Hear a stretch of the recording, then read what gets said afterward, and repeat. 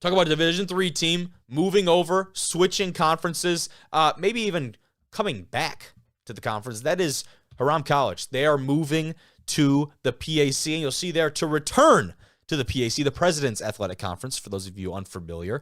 And it says return because, well, obviously they were here before. And you can see on the graphic there, they begin their full PAC competition in the 2025 and 26 academic year. So like Rio Grande, not this coming fall, but the following fall, they will begin their athletic competition. That is all but one sport. Their men's volleyball team is actually currently an affiliate member of the PAC, I believe is the word on there.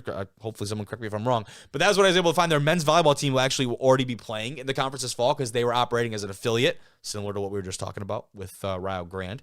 And what's interesting about this, though, is they don't start their competition and all of their school-sanctioned and conference-sanctioned sports until the 2025 and 26 academic year, but they will become a full-time PAC member with all voting and membership rights effective on July 1st of 2024.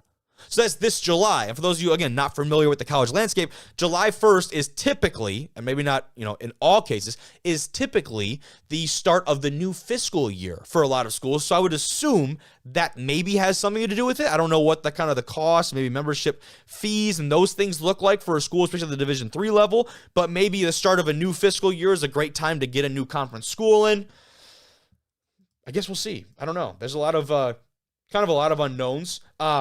They were previously in the PAC from 1971 to 1989. So there was a good stint there of when they were actually in the conference.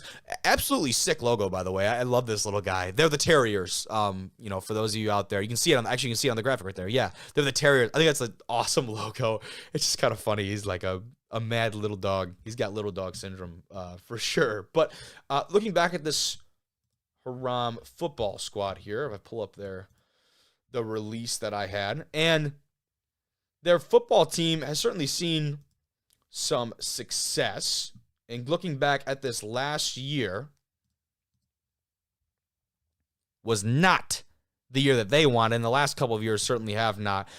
Their success with the football program, when I say they've seen success, it's been more of the history of the program they've had it. In recent history, they certainly have not. So it's not something that's probably going to shake up the D3 like playoff landscape or anything very soon. But who's to say that doesn't change in the near future? Looking back at their record last year, they had a couple, really tough games, they lost. Wabash is a tough one. You look at teams like Kenyon, Denison, like DePaul, like those are some tough squads to open up with and play. They finished 1-9 last year. But again, this is a team that has experienced success in the past, and you would assume that eventually the recipe is there. They will get back to that. So let's see here.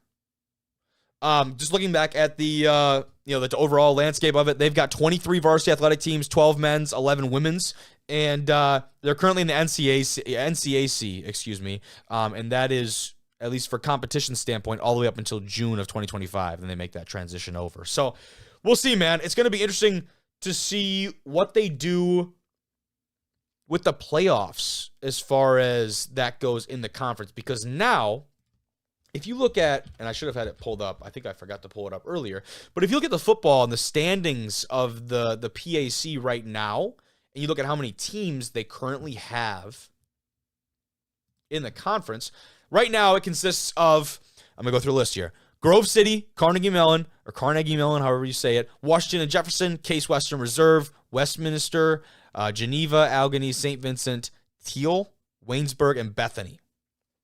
It's a big conference. It's a large conference.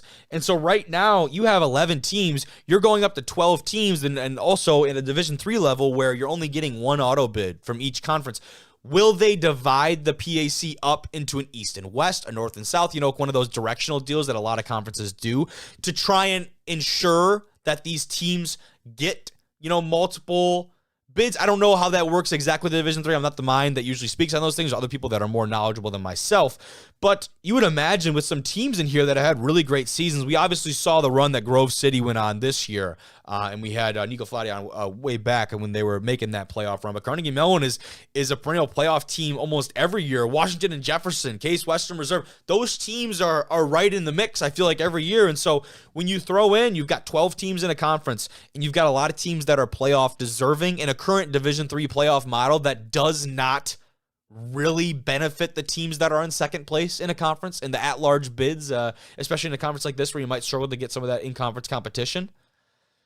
How will they approach that to try and guarantee more playoff spots for the teams in these conferences? That'd be my biggest question for them moving forward. We'll see how they manage to navigate that. But